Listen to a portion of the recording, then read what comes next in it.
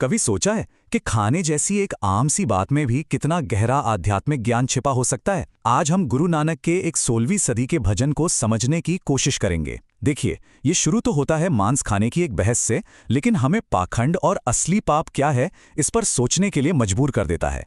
तो भजन की शुरुआत ही होती है इस सीधे और दमदार सवाल से। गुरु नानक एक तरह से कह रहे हैं कि ऊपर ऊपर से मत देखो, थोड़ा और गहरा सोचो। क्या पाप सच में हमारे खाने में है या फिर हमारे कामों और हमारे इरादों में छिपा है? गुरु नानक के लिए तो ये पूरी बहस ही मूर्खतापूर्ण है। वो इसे एक सतही तर्क कहते हैं। ये उन लोगों की बहस है जो बाहरी नियमों में, रीति रिवाजों में इतना उलझ गए हैं कि स्पिरिचुअलिटी का असली मतलब ही भूल बैठे हैं। तो एक तरफ तो ये लोग हैं जो मांस मछली पर बहस कर रहे हैं और दूसरी तरफ है आध्यात्मिक ज्ञान की शांति। गुरु नानक साफ कहते हैं कि जो लोग इस तरह की फालतू बहस में पड़े रहते हैं ना, वो ध्यान और आत्मचिंतन के गहरे सच से कोसों दूर हैं। और अब देखिए, बात खाने पीने से हटकर एक कहीं ज्यादा गंभीर मुद्दे पर आ जाती है, पाखंड। अब गुरु नानक उन लोगों पर निशाना साध रहे हैं जो दुनिया के सामने तो बड़े पवित्र होने का ढोंग करते हैं, पर जिनकी असलियत कुछ और ही होती है। गुरु नानक कितने सटीक तरीके से तस्वीर खींचते हैं उन लोगों की जो मांस को देखकर नाक भौं सिकुड़ने लगते हैं, नाक बंद कर लेते हैं। ये सब क्या है? ये एक दिखावा है, एक पब्लिक परफॉर्मेंस, अपनी पवित्रता को साबित करने का एक नाटक। लेकिन भजन का असली पंच अब आता है। गुरु नानक कहते हैं कि यही लोग रात में पुरुषों को खा जाते हैं।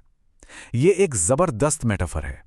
इसका मतलब है कि ये लोग छिपकर अंधेरे में दूसरों का शोषण करते हैं, उनका हक मारते हैं।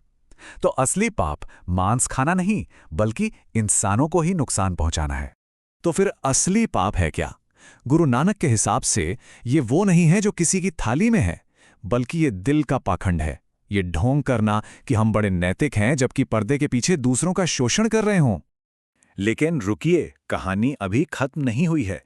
अब गुरु नानक मांस शब्द की हमारी समझ को ही हिला देते हैं। वो तर्क देते हैं कि अरे, हम सब तो खुद ही मांस से बने हैं।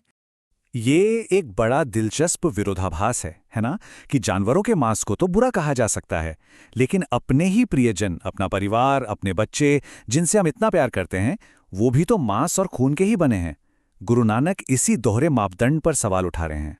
आखिरकार सच तो यही है कि हम सब मांस से ही पैदा हुए हैं, अपने माता पिता के अंश से, माँ के गर्भ में। हमारा पूरा का पूरा अस्तित्व इसी शरीर से, इसी मांस से जुड़ा है। ये एक यूनिवर्सल ट्रूथ है। और फिर गुरु नानक उन चतुर विद्वानों पर एक कटाक्ष करते हैं।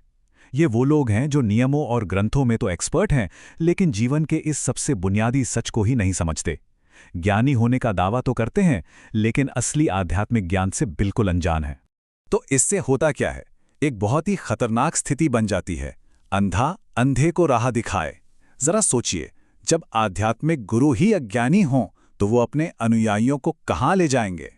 या एक बहुत गहरा विरोधाभास सामने आता है। एक अज्ञानी गुरु के पीछे चलने से होता यह है कि लोग उन चीजों को त्याग देते हैं जिनमें कोई पाप नहीं है, और असल में वो काम करने लगते हैं जो सबसे बड़ा पाप है, जैसे दूसरों का अधिकार छीनना। सारी नैतिकता ही जैसे उलट-पुलट हो जाती है। और एक दिलचस्प बात और, गुरु नानक याद दिलाते हैं कि मांस खाना कोई आज की बात नहीं है। ये तो पुराणों से लेकर मुस्लिम ग्रंथों तक, शादियों से लेकर बड़े बड़े यज्ञों तक, हर जमाने में हमारी परंपराओं का हिस्सा रहा है। तो फिर अचानक ही इतना बड़ा मुद्दा बन कैसे गया? और अब हम पहुंचते हैं इस भजन के क्लाइमैक्स पर। गुरु नानक इस पूरी बहस को एक बिल्कुल ही नए लेवल पर ले जाते हैं और हमें जीवन के असली स्रोत की तरफ इशारा करते हैं। वो सीधे सीधे पंडित से पूछते हैं, हे पंडित, तुम्हें ये नहीं पता कि मांस आखिर पैदा कहाँ से होता है? ये एक ऐसा सवाल है जो उस विद्वान के दिखावटी ज्ञान को चुनौती देता है और हमें एक बहुत गहरे सच की ओर ले जाता है। और इसका जवाब हैरान करने वाला, लेकिन बहुत सरल और सुंदर है। सब कुछ पानी से आता है। अनाज हो, गन्ना हो, कपास हो। और सच तो ये है कि तीनों लोग ही पानी से बने हैं।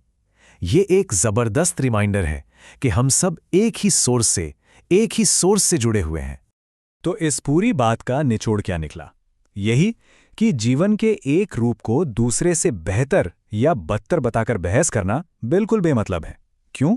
क्योंकि सब कुछ, चाहे वो पौधा हो या जानवर, एक ही जगह से आ रहा है। ये सोच हमें छोटे मोटे झगड़ों से कहीं ऊपर उठा देती है। तो अंत में ये सवाल हमारे सामने खड़ा होता है, अगर असली भ्रष्टाचार, असली पाप पाखंड है, तो फिर हमारे अपने कर्मों का क्या? वो किस तराजू में तोले जाएंगे? ये 16वीं सदी का भजन आज भी उतना ही प्रासंगिक है, और ये हमें याद दिलाता है कि दूसरों पर उंगली उठाने से पहले अपने अंदर झांकना जरूरी है। इस पर विचार जरूर कीजिएगा।